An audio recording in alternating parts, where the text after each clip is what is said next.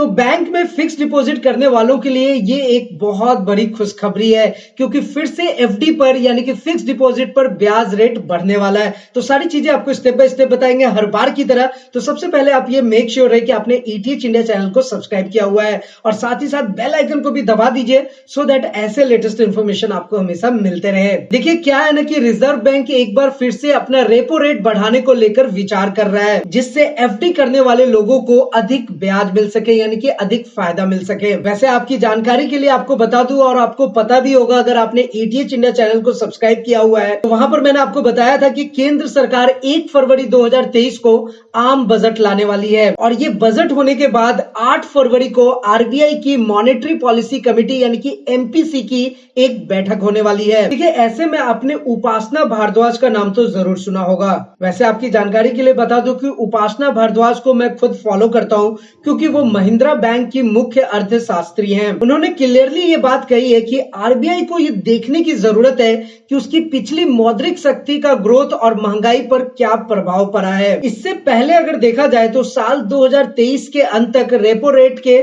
6.50% पर बने रहने का अनुमान था, और उन्होंने यहाँ पर क्लियरली ये बात कही है कि आरबीआई को रेपो रेट में 6.50% के बाद भी इजाफा करना चाहिए। वैसे अगर देखा जाए तो 225 बेसिक पॉइंट बढ़ चुका है रेपो रेट, और यहाँ पर मैं आपको बता दूं कि आरबीआई ने लगातार 5वीं बार दिसंबर में रेपो रेट में 35 बेसिस पॉइंट का इजाफा किया था। और इस तरीके से अगर मैं आपको बताऊं तो वित्त वर्ष 2023 में रेपो रेट में अब तक कुल अगर देखा जाए तो 225 बेसिस पॉइंट का इजाफा ऑलरेडी हो चुका है। अगर आज के टाइम की बात करें, फिलहाल अगर देखें तो रेपो रेट 6.25% है, और आरबीआई ने मई 2022 में 40 यानी कि 40 बेसिस पॉइंट इसे बढ़ाने की शुरुआत की थी। अब इसके बाद अगर देखा जाए तो जून, अगस्त और सितंबर महीने में लगातार 50-50 बेसिस पॉइंट का इजाफा किया गया था। देखिए ऐसा होने से क्या है ना कि आपका फिक्स डिपॉजिट का जो रेट है वो बढ़ जाता है। तो ऐसे में अगर आरबीआई के एक और बार रेपो रेट में इजाफे के बाद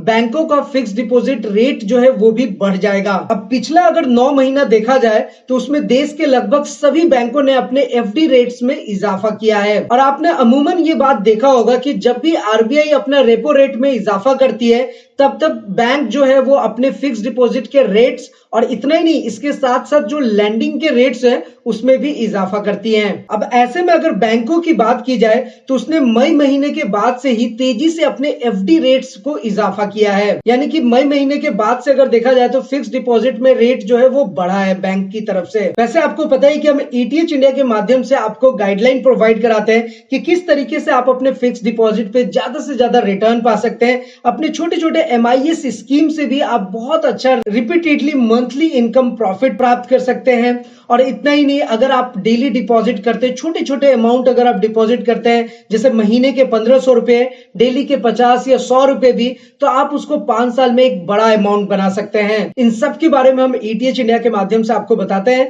तो अगर आपको भी फिक्स डिपॉजिट करना है, मंथली इनकम स्कीम में जाना है, या फिर डेली डिपॉजिट करना है, रिकरिंग डिपॉजिट का बेनिफिट लेना है, हर चीज के लिए आप ईटीएच इंडिया को कांटेक्ट कर सकते हैं। हमारा सारा contact details and other details आपको नीचे डिस्क्रिप्शन में मिल जाएगा। तो इतना तो आप मान लीजिए कि सभी बैंकों में फिक्स डिपॉजिट का रेट तो जरूर बढ़ेगा, और इसके साथ साथ अगर आप हमें कांटेक्ट कर सकते हैं तो हम आपको एक प्रॉपर गाइडलाइन भी प्रोवाइड कराएंगे। तो कैसी लगी आपको ये जानकारी नीचे कमेंट करके जरूर बताएं। और अगर आपके मन में कोई सवाल हो, किसी भी टाइप का क्वेश्चन हो, क्वेरीज हो, बैंकिंग, फाइनेंस, लोन्स, या फिर आप एक रिटायर्ड पेंशनर है, या फिर आप एक गवर्नमेंट एम्प्लॉई है, या फिर आप प्राइवेट जॉब में किसी भी टाइप का क्वेश्चन हो, तो आप हमसे जरूर पूछें, हम आपकी सहायता जरूर करेंगे। तो फिलहाल आज की इस वीडियो में इतना ही, फिर मिलते हैं किसी नेक्स्ट इंटरेस्टिंग वीडियो में। तब तक के लिए सलाम दुआ रकम प्रणाम शस्त्यागाल। Keep watching, keep smiling. अपना और अपने साथ सबका ख्याल रखिए। जय हिंद, वंदे मातरम।